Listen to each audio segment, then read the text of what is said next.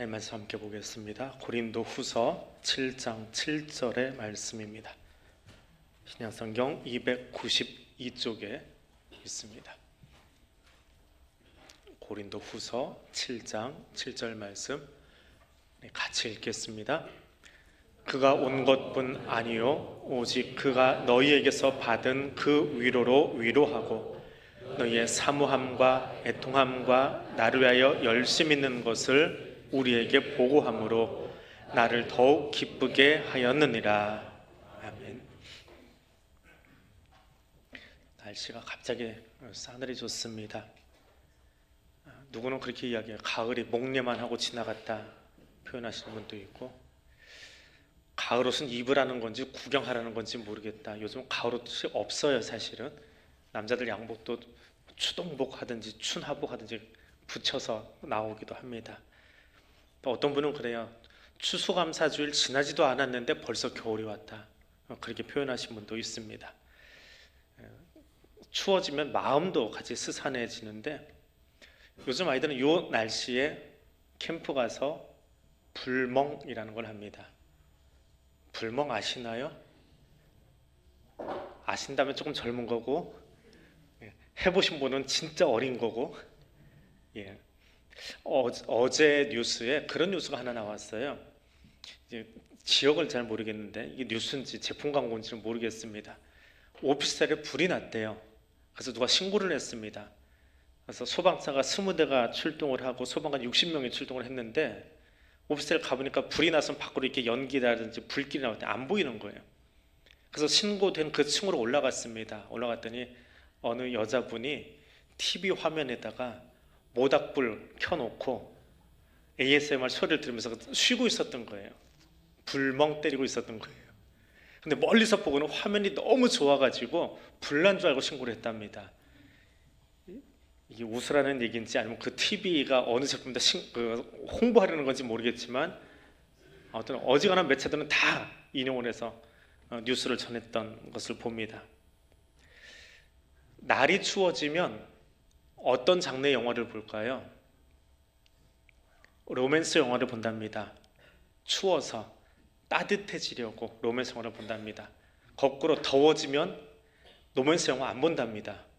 안 그래도 더운데 사람을 더 끌어다가 당겨서 붙인다라고 생각을 하면 힘들어가지고 여름에는 로맨스 영화가 잘 안 팔리고, 가을에는 로맨스 영화가 훨씬 더 관객 수가 많다고 합니다. 그래서 추워지면, 날씨가 차가워지면 좀 소원했던 관계에 있는 사람, 혹은 부부간에도 사랑이 더 깊어지는 시기가 이때다라고 서울대학교 곽금주 교수라고 심리학 교수가 이야기를 합니다. 그러고 보면 성경에도 이 추위 때문에 일어난 일들이 몇 개 있지요. 바울이 디모데에게 쓴 편지에 날이 추워졌는데 그 어디에 있는 내 겉옷 좀 갖다 달라라고 이야기를 합니다. 추우니까 옷 갖다 달라는 이야기는 누구나 할 수 있어요. 근데 거기에 붙어있는 말이 하나 있습니다. 유명한 이야기인데, 마가도 데려와 달라. 마가가 생각난 거예요. 날씨가 추워지니까 누군가 생각이 난 거예요. 근데 그것이 특별히 마가였습니다. 마가를 데려와라. 그가 내게 유익한 자니라. 혹시 날씨가 추워지면서 인간관계를 다시 한번 생각하게 된 바울의 모습이 디모데 후서에 기록이 되어 있습니다. 오늘은 그 바울이 썼던 편지 중에 고린도에 보낸 두 번째 편지 한 대목을 우리가 보려고 합니다. 바울은 이 고린도 교회에 참 애정이 많았던 것 같습니다. 다른 지역에도 편지를 보내긴 했지요. 한 번 보낸 것도 있고 전서 후서 2번 보낸 것도 있습니다. 그런데 고린도는 신학사들이 공통적으로 하는 얘기가 최소한 3번 보냈다고 그래요. 그래서 하나는 없어졌습니다. 그냥 책을 읽다 보니, 성경을 읽다 보니 하나가 더 있다라고 보여지는 건데, 고린도 전전서가 있고, 그리고 우리가 가지고 있는 전서가 있고 후서가 있습니다. 그러니까 전전서는 유실돼 버린 거예요. 저장이 안 돼 있다라고 합니다. 그만큼 바울에게는 애정이 깊은 교회가 고린도 교회였습니다. 그런데 편지를 다른 데보다 더 많이 보냈잖아요. 특별히 고린도 전서는 이 어투가 굉장히 거칠어요. 워낙에 문제가 많은 교회를 향해서 편지를 보내다 보니까 시시콜콜 잔소리도 하고 야단도 치고 질서도 잡고 하다 보니까 굉장히 센 편지입니다. 근데 보내놓고 나니까 아무리 이 다혈질이고 담대해도 바울 입장에서도 부담이 되는 거예요. 야, 이거 듣고 또 그 교회 시험 든 거 아닌가? 왜 이렇게 답이 없지? 답이 또 늦게 왔어요, 생각보다. 그러니까 바울이 점점 초조해집니다. 그래서 내가 생각해도 너무 셌다. 그런데 마음에는 기다려지고 가만히 앉아서 기다릴 수 없으니까 점점 고린도 도시에 가까이 몸까지 이동을 하는 거예요. 이런저런 이유로 고린도에 가까이 가다가 그 소식을 들고 오는, 고린도 전서를 받고 나서 변화된 고린도 교회 성도들의 이야기를 가지고 디도가 나타나요. 그 디도를 보고 나서 너무 좋아가지고, 야, 내가 기우였구나. 그렇지, 성령님이 그 편지 쓰게 하실 때는 아무리 좀 말이 거칠긴 했어도 교회를 향한 성령님의 애정인데 하나님 이렇게 하셨구나. 너무 좋아서 그 내용을 담은 편지가 고린도 후서예요. 그리고 그 내용 중에 한 대목, 오늘 이 대목은 그 자신의 마음, 편지 속에 자기 마음을 집어넣은 거예요. 아, 내가 지금 디도를 만나고 나니까, 고린도 전서 보내고 나서 너희의 소식을 듣고 나니까 내 마음이 이렇게 생겼어 라고 적어놓은, 개인의 감회를 적어놓은 것이 오늘 문장입니다. 자, 그 문장 속에 있는 이야기를 가지고 우리가 함께 묵상하려고 합니다. 그리움의 사람은 기댈 곳이 있는 삶을 산다 라는 메시지입니다. 자, 바울이 디도 편에 고린도의 소식을 들었습니다. 기다리던 고린도 교회 소식 어떻게 됐을까 궁금해서, 그러다 받고 나니까 너무너무 기쁜 거예요. 그래서 7절에서 어떤 내용을 이야기하냐면, 디도와의 만남 때문에 바울, 내가 기쁨이 컸는데 그 기쁨이 디도를 통해서 고린도 교회에 대한 소식을 들음으로 더 커졌다라고 이야기하는 것이 7절입니다. 어떤 이유에서요? 그 내용이 여기 하나하나 단어로 적혀 있는데, 고린도 교회 성도들이 바울을 사모하고 있다. 우리말은 그렇게 번역이 되세요. 고린도 교회 성도들이 바울을 사모하고 있다. 자, 말이 좀 거친 편지를 보내놨잖아요. 야단치는 편지를 보냈잖아요. 고린도전서는 다 야단치는 얘기거든요. 그러니 삐딱하게 생각하면 어때요? 아니, 지가 우리 교회 첫 번째 담임 목사였으면 담임 목사였지, 지금 새로 담임 목사 와 있는데 뭘 이제 와서 시시콜콜 이래라 저래라 참견하고 말하고 편지를 2번 3번 써가지고 이러쿵저러쿵 하고 있어. 이제 의절이야. 다시 보고 싶지 않아. 초청도 안 할 거야. 그렇게 나올 수 있는, 그 정도로 강렬하게 썼거든요. 근데 디도 편에 들으니까 어때요? 그건 기우였고, 고린도 교회 성도들이 그 편지를 보내준 바울을 보고 싶어서 사모하고 있다. 사모한다. 이 독일어 성경에서는 이 사모한다라고 하는 이 말을 젠주트라고 하는 단어로 번역을 합니다. 젠주트. 영어로도 잘 안 옮겨지고요. 우리말로도 번역이 쉽지 않은 단어라고 합니다. 이 젠주트는 독일 사람들이 자기네 나라 말 가운데, 자기네 나라 단어 가운데, 사전에 있는 단어 가운데 가장 아름다운 단어다라고 이야기하는 그런 단어래요. 우리말로는 사모한다라고 번역이 되어 있는데, 이 젠주트, 이걸 팝하고 번역기에다 집어넣으니까 갈망, 그렇게 번역을 해버려요. 그런 의미는 아니고요. 없는 건 아니에요. 갈망이라는 의미가 없는 건 아닌데 그런 단어는 아니고요. 어떤 그 번역기에서, 사전에서 한국말로 옮기기는 힘든데, 이 단어는 그리움이라고 하는 말로 번역을 하면 가장 가깝게 번역된 것이다 라고 그렇게 설명을 해놨어요. 이거는 이거다라고 번역을 하지 않고, 젠주트, 그리움이라고 하는 단어입니다. 사모하다라고 하는 건 조금 느낌이 다르지요. 예. 각 나라마다 이 그리움을 표현하는 단어가 각각 있긴 있는데 서로 번역이 잘 안 된다고 그래요. 굉장히 깊은 정서적인 단어인 것 같습니다. 누구를 그린다, 누구를 생각한다. 이 가을의 한복판에 지금 누가 생각나십니까? 누가 그리워지시나요? 거꾸로 사람을 그리워할 줄 모르는, 그리움의 대상이 없는 사람은 어떤 사람일까요? 강우일 신부라고 하는 분이 그 성당 안에서 청소년 상담을 하는 수녀에게서 들은 이야기를 어느 그 신문에 기고를 하는 것을 보았습니다. 근데 그 수녀님이 그렇게 이야기하더래요. 나에게 상담하러 오는 청소년들에게 그들은 자살을 하려고 하거나 생을 끊으려고 하다가 이 수녀에게 온 거예요. 그리고 이제 상담을 하게 되는 거예요. 근데 그 청소년들에게 그리워할 대상이 아무도 없다라고 말합니다. 그리운 사람이 없어요. 보고 싶은 사람이 없어요.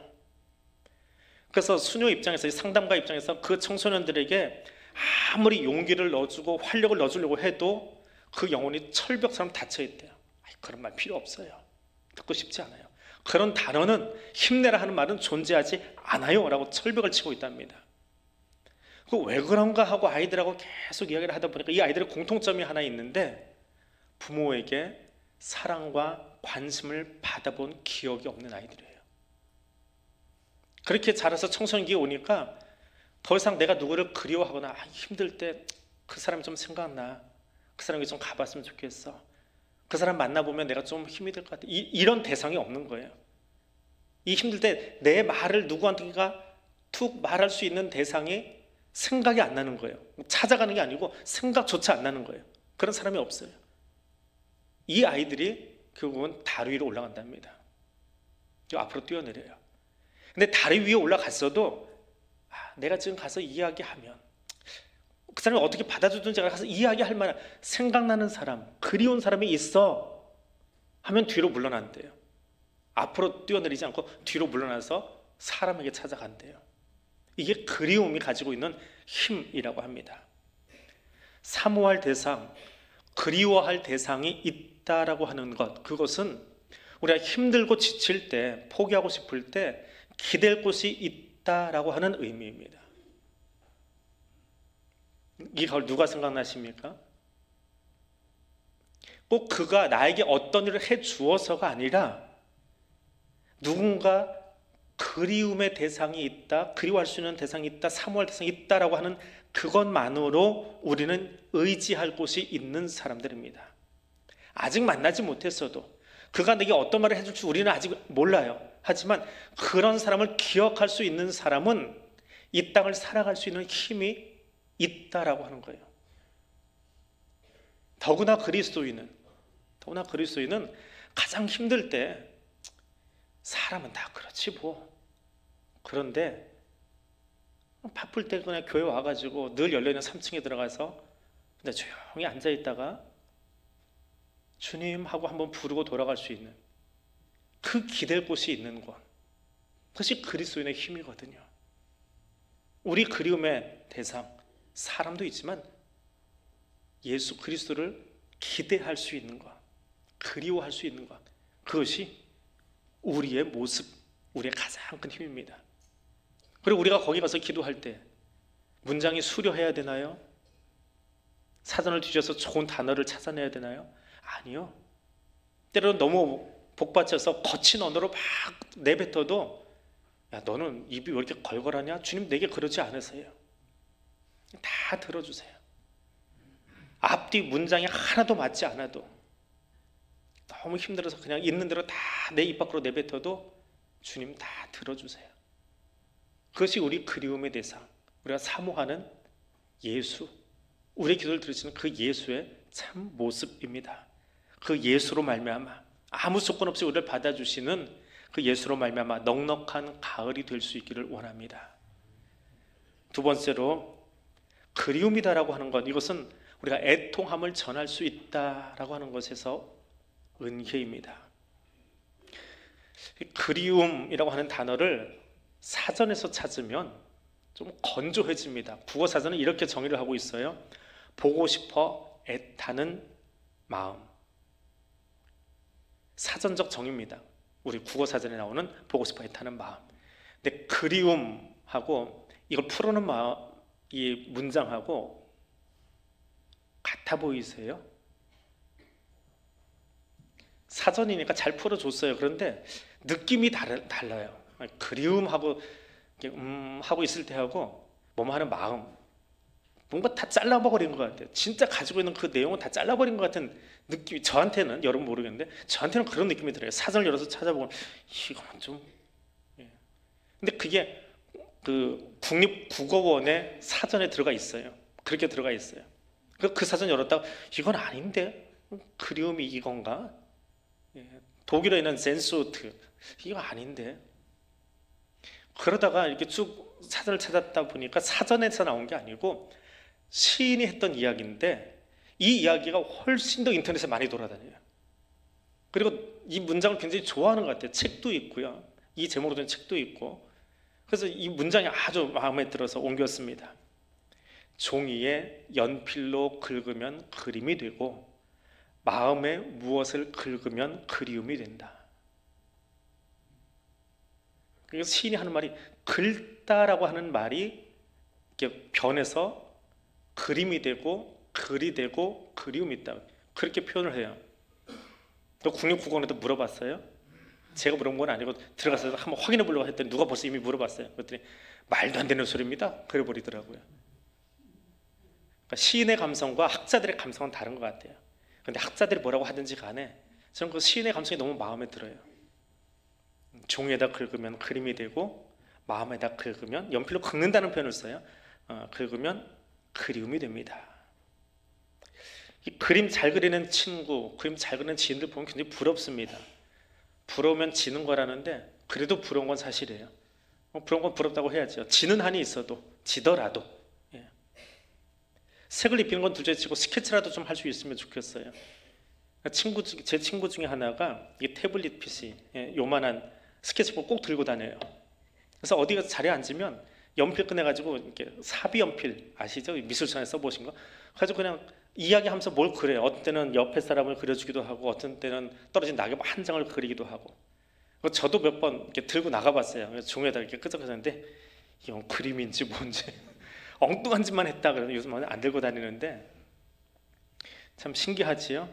저희 아버지, 이제 돌아가신 아버지가 음악적인 그 감각이 뛰어나세요. 찬양대 지휘도 하셨고 올겐도 하시고 트럼펫도 하시고, 악기 못 다루는 게 없을 정도로 이것저것 그냥 다루세요. 악기를 이렇게 좋아하시고 음악도 잘 하시고. 둘째한테 갔어요. 저한테 안 오고. 아시잖아요, 제 목소리. 저희 외삼촌 국정 시인이세요. 거기에 화가고요, 문단에 데뷔하셔서 전시회도 하시고. 근데 그 시적 감각은 저희 막내 동생한테 흘러갔어요. 저한테는 없어요. 글은 많이 쓰고 설교는 하지만 그 시적 감각, 그 예능적인 감각은 동생들한테 다 갔고요. 제 큰 조카, 제 그 바로 밑에 동생의 조카, 걔는 절대음감을 가지고 있어요. 그래서 누가 음을 딱 내면 그게 어느 키인지를 정확하게 알아요. 뭐 반음 정도 이동시키는 건 뭐 그건 그냥 이게 쳐다보면 그거 뭐야 하고 알아들어요. 예. 기타 조율은 그냥 자기가 이 조율기 없이 할 수 있는. 근데 그게 다 그리 흘러가는지 몰라요. 저한테는 하나도 안 오고. 예. 그런데 그림 못 그려도 소리는 좀 독특하게 나와도 아는 건데 뭐 어때요? 근데 내 마음의 화폭에다 그리는 거, 이거는 누가 뭐라고 안 하잖아요. 이 안에다 내가 그림 그리고 있는 거, 그건 누구한테 보여줄 필요도 없고 또 누가 보여달라고 하는 사람도 없어요. 그냥 내가 그림 그리고 있어요. 성경을 볼 때마다 또 사람과의 관계 생활 때 여기다 내가 그림을 그려요. 그건 이런 거야, 그래 이런 장면이야. 그리고 그건 연필로 그리는 거는 엉성한지 모르겠지만 내가 봐도 멋져요. 행복해요. 우리가 마음의 화폭에 그리는 것은 누구에게 보여줄 것이 아니기 때문에 내게 힘을 주는 것이고 나를 일으키는 것이기에 누구든지 그릴 수 있는 그 자유로운 공간이지요. 그 안에 다른 무엇보다 그리움의 대상을 그리고 있을 때, 고린도의 성도들이 바울을 사모하고 그리워할 때 그들의 마음속에 어떤 변화가 있을까요?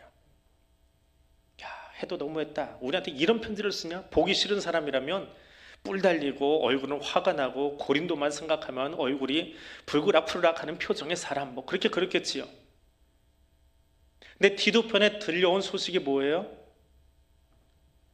그들이 나를 사모한대요. 그들이 너희가 나를 그리워한대요. 내가 보낸 편지의 진정성을 고린도 교회 성도들이 알아들은 거예요. 알아준 거예요. 그래서 그들이 나를 사모하고 있더라라고 적고 있는 거예요. 그러면 그들은 바울을 어떤 모습으로 이 마음의 화폭에 그리고 있을까요? 신학자들은 여러 자료를 통해서 바울을 이렇게 그립니다. 등은 굽었고요, 눈에 안질이 있어가지고 눈은 짓물렀고요, 머리는 대머리고요, 꾸부정하니 다니는, 그게 바울의 모습이래요. 그런데 내가 사랑하는 사람은 어떻게 그러네요? 어떤 화가가 자기 그 아내를 그렸는데 아내가 한쪽 눈이 실명을 해가지고 좀 모양이 안 좋아요. 근데 그분이 그린 그 아내의 그림은 정말 미인을 그려놨어요. 아내가 옆모습을 보이고 있어요. 불편한 이쪽은 그리지 않고 콧날도 오똑하게 그리고요, 굉장히 예뻐요. 화가의 아내든가 그래요. 예쁜 모습을 그리는 거죠. 고린도 교회 성도들이 바울을 사모하면서 마음의 화폭에 그리는 그림, 그것은 신학자들이 이야기하는 그림과는 다를 거예요. 그러니까 마찬가지로 이 시간 우리가 그리워하는, 우리가 사모하는 그 예수님, 그분이 어떤 얼굴과 어떤 손짓으로 지금 여러분 옆에 와 있습니까? 어떤 표정을 가지고 지금 여러분 옆에 같이 앉아 있으면 좋을 것 같아요. 그 이미지를 한번 그려보십시오. 종에다 그리는 것이 아니라 이런 마음의 화폭에 한번 그려보시기 바랍니다. 누구에게 보여주지 않아도 괜찮아요. 마음 가는 대로 그려보고 그 예수님께 나의 애통함을 전해보세요. 고린도의 성도들이 바울에게 그랬고 성령 하나님께 그랬던 것처럼 그분께 나의 애통함을 한번 올려보세요. 그러면 그분은 가슴 가득 따뜻한 온게 찻잔 한 잔 들고 와서 이 차가워진 겨울 날씨, 이 가을 느즈막한 날씨에 주님이 주는 그 찻잔으로 우리의 식어버린 가슴들을 다시 따뜻하게 뜨겁게 데워주실 겁니다. 그 주님을 만나는 시간 되실 수 있기를 바랍니다. 세 번째로, 그리움은 기쁨의 내용이 달라지게 합니다. 고린도서를 읽으면 바울이 얼마나 고린도 교회를 향해서 사랑하고 있는지, 열망하고 있는지 보입니다. 바울에게 고린도 교회는 해도 너무한다, 다른 교회는 이렇게 내가 편지 쓴 적이 없는데 좀 보냈으면 알아들어야지, 그렇게 그러다 포기하고 싶은, 아니 더는 이 교회는 참견하고 싶지 않아, 관여하고 싶지 않은 그런 교회일 수도 있었어요. 근데 바울은 그렇게 포기하지 않습니다. 끊임없이 서신을 보내고 있습니다. 포기하지 않고 보내고 있습니다. 편지만 보내는 게 아니라 바울이 고린도 교회를 해서 소식이 늦게 오니까 찾아가기까지, 더 가까이 가기까지 합니다. 그 고린도 교회를 향한 사모함, 열정은 바울의 것이었어요. 그런데 7절에 와서 바울은 이렇게 기록합니다. 디도를 통해서 고린도 교회가 그 전서, 그 두 번째 편지를 받아들고 변화되었습니다 라고 하는 이야기를 듣더니 7절에 이렇게 기록하고 있어요. 너희의 사모함, 너희의 애통함, 너희의 나를 위한 열심이 무엇인지 알게 되었다라고 이야기합니다. 고린도 교회를 향해서 생명까지 아끼지 않고 헌신했던 사도를 보면서 이제 우리도, 고린도 교회, 우리도 더 이상 우리 사도를 실망시켜서는 안 되겠다, 그에게 슬픔을 안겨서는 안 되겠다, 우리가 좀 변화되야 되겠다 다짐하고 회개하고 있습니다라고 하는 소식이 들려온 거예요. 그 소식을 듣고 나니까 바울이 너무 좋은 거예요. 그래서 너희의 사모함, 너희의 애통함, 너희의 나를 위한 열심, 우리 개역성경에는 너희가 한 번만 붙어 있어요. 근데 원어 성경에는 사모함, 애통함, 열심 앞에 다 붙어 있어요. 3번 반복되어 있어요. 그만큼 고린도 교회가 완전히 변했다는 것을 강조하기 위해서 너희의 사모함, 너희의 것이라고 써놓고 있어요. 근데 이 말이 더 깊이 와닿는 것은 원래 고린도 교회를 그리워하던 건 누구예요? 바울이었잖아요. 원래 고린도 교회를 향해서 울었던 사람은 누구예요? 바울이었잖아요. 고린도 교회가 변화되기를 위해서 열심을 냈던 사람은 누구예요? 바울이었잖아요. 근데 그 열심이 전달되고 나니까, 그것이 전해지고 느껴지고 나니까 이제는 어떻게 해요? 고린도 교회 성도들이 바울을 그리워하는 거예요. 좀 만나봤으면 좋겠다. 고린도 교회 성도들이 바울을 위해서 울어주는 거예요. 우리 바울 사도 힘든데, 핍박받고 있는데 안전했으면 좋겠다. 고린도 교회 성도들이 열심을 내고 있는 거예요. 바울이 빨리 와서 한 번 더 우리가 제외를 하고 글로 다 못했던 얘기를 좀 나눴으면 좋겠다. 그 마음이 전달되어 온 거예요. 그래서 너희의 그리움, 너희의 애통함, 너희의 열심이 내게 기쁨이 되었다라고 이야기합니다. 마음에 예수를 품었더니, 마음에 예수를 그렸더니, 예수의 마음으로 편지를 썼더니 그것이 전달되어서 이제는 나에게만 있는 줄 알았는데 그 나에게 있던 그리움과 애통함과 열심이 교회의 것이 되었고 함께 나누는 것이 되었다. 그것이 기쁨이 되었다라고 하는 겁니다. 세상은 자기 유익에만 기쁨을 누립니다. 그럼 매주 발표되는 갤럽의 그 통계를 한번 보십시오. 지지도가 몇 프로, 숫자 하나에 일희일비하고 있잖아요. 그 조금 올라가면 세상 다 얻은 것처럼 자기가 왕인 것처럼 행동하고, 숫자 한 포인트만 떨어지면 망했다 하고, 사람들의 분위기가 숫자 하나에 왔다 갔다 하잖아요. 그것이 그들의 기쁨이고 그들의 낙이잖아요. 숫자를 두려워하고 숫자가 올라가면 좋고 내려가면 절망이고요. 근데 교회는 다르지요. 교회는 무엇 때문에 그렇게 기뻐합니까? 가장 큰 기쁨이 뭐예요? 회개한 한 사람, 변화된 한 사람, 그 공동체를 바라보면서 기뻐합니다. 고린도 교회 변화를 바라보며 기뻐합니다. 그것을 기다리고, 그것을 마음에 그리고, 그것을 위해서 눈물을 쏟고 기도하고, 그것 때문에 애간장을 녹이는 것, 그것이 교회이고 성도입니다. 그리고 그렇게 애간장을 녹이고 있다가 변화된 소식을 들으면, 한 영혼이 바뀌어서 돌아온 것을 들으면 그것이 너무너무 좋아서 세상에 줄 수 없는 그 기쁨으로 채워져서 이런 기쁨의 서신을 쓸 수 있게 되더라라고 하는 겁니다. 말씀을 맺습니다. 이 가을 나의 가슴에 누군가를 그려보기를 원합니다. 그의 영혼이 하나님 만나는 그 일을 우리 화폭에 좀 그려보았으면 좋겠습니다. 그리고 그 영혼을 향한 하나님의 애통함을 가지고 우리도 눈물을 흘려 볼 수 있기를 원합니다. 그리고 사랑하는 영혼이 죽게 돌아온 것을 기뻐하는, 그것을 기뻐하고 함께 웃을 수 있는 그런 가을이 될 수 있기를 원합니다. 그리움은 마음에 그림을 그리는 것이다 라고 하는 그 시인의 말이 그래서 좋습니다. 이 아름다운 그림을 우리 각자 마음의 화폭에 그리고 그 그림의 완성을 위해서 기도하는 이 아침 될 수 있기를 원합니다. 오늘 말씀 기억하면서 우리 같이 기도하겠습니다. 이 시간 우리 마음의 화폭에 예수님의 얼굴을 그리기를 원합니다. 이 시간 나의 마음의 화폭에 주께로 돌아올 그분을 담으며 그림을 그리겠습니다. 그리고 주님께로 돌아온 영혼으로 인해서 기쁨의 찬송이 가득한 나의 입술 되고 우리 교회 찬송이 될 수 있기를 원합니다. 이 기도 제목으로 우리 함께 기도하겠습니다. 사랑의 하나님, 감사합니다. 고린도 교회를 바라보며 그리워하는 마음으로, 애통한 마음으로, 또 열심으로 달려가 기도하고 찾아갔던 그 바울의 그리움이 이제는 교회의 그리움이 되어지고, 교회의 애통함이 되어지고, 교회의 열심이 되어져서 함께 주 안에서 기뻐하고 있는 모습을 오늘 말씀을 통해서 우리가 보았습니다. 예수의 열심을, 예수의 마음을, 예수의 사랑을 가슴에 그렸더니 이 모든 일들이 주의 은혜로 바울에게 교회에 주어진 것임을 오늘 우리가 보았습니다. 지금 이 시간 나의 마음의 화폭에 그 예수님의 얼굴을 그리기를 원합니다. 나를 향해 웃고 계시는, 나를 찾아와 주신 그 주님의 얼굴 그리기를 원합니다. 더불어 우리 마음의 화폭에 주께로 돌아올 사랑하는 영혼, 그의 이름을 기억하며 그 얼굴을 우리 마음의 화폭에 그려내기를 원합니다. 그리고 그 영혼이 주께 돌아왔을 때에 나만이 아니라, 애통해하며 눈물을 흘리던 나만이 아니라 더 기뻐하시고 이른 양 한 마리를 놓고 잔치를 벌이시던 그 예수님의 모습, 그 예수님의 이야기를 가슴에 담으며 기쁨의 찬송 가득한 교회와 또 사랑하는 성도들 될 수 있기를 원합니다.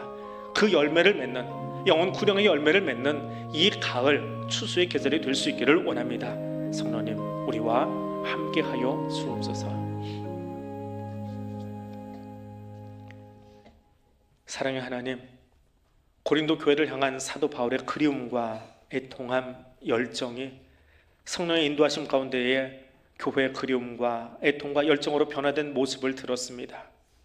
교회를 향한, 이웃을 향한, 성도를 향한 사랑이 그리움이 되고 마음에 새겨져 눈물의 기도가 되고 영혼 구령을 향한 열심으로 나타나 믿음의 공동체의 기쁨이 됨을 보았습니다. 이 가을에 우리 마음에 영혼 구령을 향한 그림을 그리겠습니다. 이 가을에 우리 마음에 영혼 구령을 향한 눈물이 있기를 원합니다. 이 가을 열매 맺는 계절이 되게 하옵소서. 예수님 이름으로 기도드립니다. 아멘.